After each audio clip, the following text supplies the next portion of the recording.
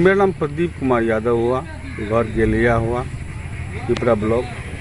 जी, आप पिपरा विधानसभा से प्रत्याशी हैं? हम लड़ना तो चाह रहे हैं। कौन सा पार्टी से लड़ रहे हैं आप? आरजेडी से। आरजेडी से आप लड़ रहे हैं, तो आपका मुख्य उद्देश्य क्या है? जो आरजेडी का उद्देश्य है वही मेरा मुख्य उद्देश्य है, क्योंकि हम लोग जन्मजात आरजेडी हैं, सोशलिस्ट माइंडेड हैं, समाजवादी विचारधारा के लोग हैं। जो पार्टी का नीति है वही हम लोगों का भी नीति है। जी सर, आप इससे पहले क्या करते थे? इससे पहले हम 1996 से पैक्स अध्यक्ष हैं, 2012 से पिपरा व्यापार मंडल के अध्यक्ष हैं। अच्छा, पैक्स अध्यक्ष रह करके आप जनता में सेवा दे ही रहे हैं, तो फिर विधायक से लड़ने का मुख्य उद्देश्य क्या है? का पहला पाठशाला है, वहाँ से शुरुआत होती है और हर आदमी कहीं न कहीं उम्मीद पालता है कि हम जो ऊंची से ऊंची संस्था में जाएं और जनता की सेवा करें और जनता की बात को रखें, अपनी समस्याओं को रखें, जनता उससे थोड़ा समाधान हो सके, इसलिए चाहते हैं। जी सर, आपको यदि जनता मौका देते हैं तो जनता के लिए आप सबसे पहले क्या लाइएगा? क्या ऐसा कौन सा योजना है कि जनता में लाने से जनता को लाभ हो पाएंगे? सबसे पहले हमारा उद्देश्य है कि करप्शन को दूर करते हुए स्वास्थ्य, शिक्षा, रोड, बिजली, पानी, ये मेरा मुख्य उद्देश्य रहेगा।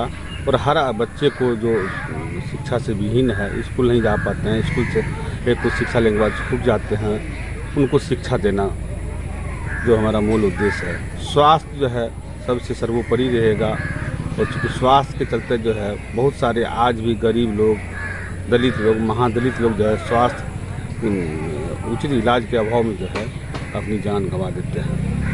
बनाती है तो पार्टी का मुद्दा होता है, पार्टी का अपना मैनिफेस्टो होता है, उसको हूबहू लागू करना। और जो लोकल मुद्दे हैं, स्वास्थ्य है, शिक्षा है, बिजली है, पानी है, सड़क है, किसानों की समस्या है, खाद की समस्या है, बीज की समस्या है, धान उचित मूल्य नहीं मिल रहा है, गेहूं का उचित मूल्य नहीं मिल रहा है, मकई का उचित मूल्य नहीं मिल रहा है, समय पर खाद नहीं मिल पाता है, खाद का कीमत जो है बेतहाशा वृद्धि हो रही है और ब्लैक मार्केटिंग हो रही है, सरकार द्वारा जो है समय पर खाद उपलब्ध नहीं किया जाता है किसानों को। इसी मुद्दे को हम उठाएंगे और समाधान का प्रयास करेंगे। वोट अधिकार यात्रा का 26 तारीख को सर बहुत बड़ी जुलूस निकलने वाला है सुपौल में सर, उसको लेके क्या कहना चाहेंगे सर? वोट अधिकार को लेके माननीय प्रतिपक्ष लोकसभा में विपक्ष के नेता श्री राहुल गांधी और बिहार विधानसभा में माननीय प्रतिपक्ष के नेता श्री तेजस्वी यादव वोट अधिकार यात्रा को लेकर कि हर जगह घूम रहे हैं, रैली निकाल रहे हैं, लोगों को जागरूक कर रहे हैं। देश का बड़ा दुर्भाग्य है कि आज चुनाव आयोग जो है सरकार का खेल बन चुकी है, जबकि चुनाव आयोग को कौन वोटर है, कौन वोटर नहीं है, इससे कोई मतलब नहीं है। उसको केवल निष्पक्ष चुनाव कराना है। हमारा नागरिकता कैसे बना, कहाँ से आया, क्या हुआ, नागरिकता देना और नागरिकता छीनना जो है गृह मंत्रालय का काम है।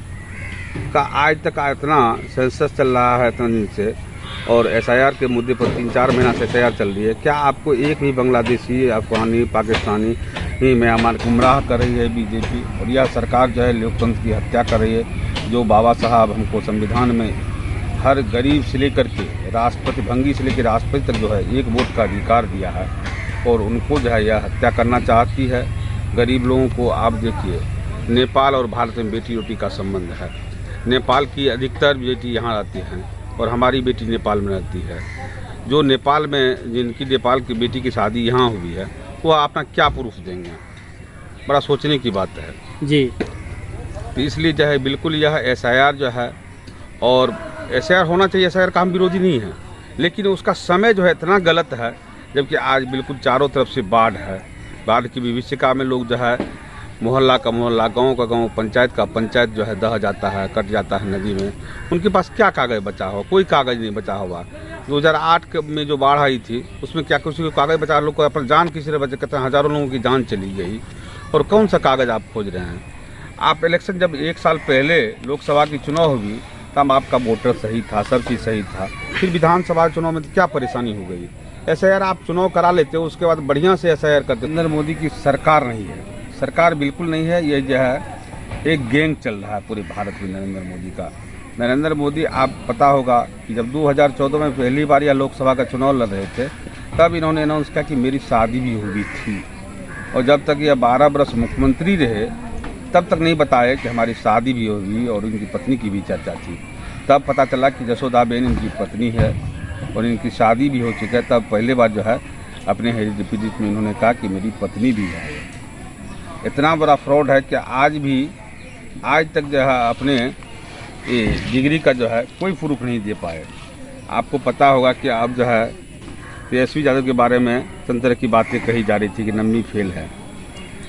सम्राट चौधरी कहाँ से डिग्री लाए हैं, उनका एज क्या है आज तक कोई पता नहीं चला है। ये स्थिति है तो निश्चित रूप से यह जो है सरकार जो है बीजेपी की सरकार नहीं, यह जो है गिरोह चल रही है और यह हिटलर की सरकार है और लोकतंत्र को यह जो है पूरा बर्बाद करने पर तुली हुई है। 52 में आपको पता होना चाहिए कि किराए मुसाफिर बंदीपुरा लोकसभा से चुने गए थे और उन्होंने नेहरू जी को कहा था कि नेहरू जी बहुत प्रेशर दिए कि किराए तुम कुछ बोलो।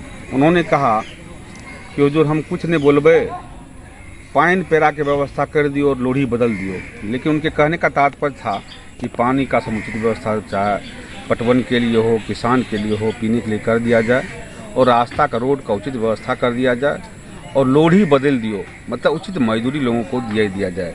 लेकिन वह आज तक भी तो इलिटरेट और निरक्षर आदमी भी सामाजिक मुद्दे को, सामाजिक जन सरोकार के मुद्दे को, सामाजिक समस्या को बहुत बेहतरीन ढंग से उठा सकते हैं और उनको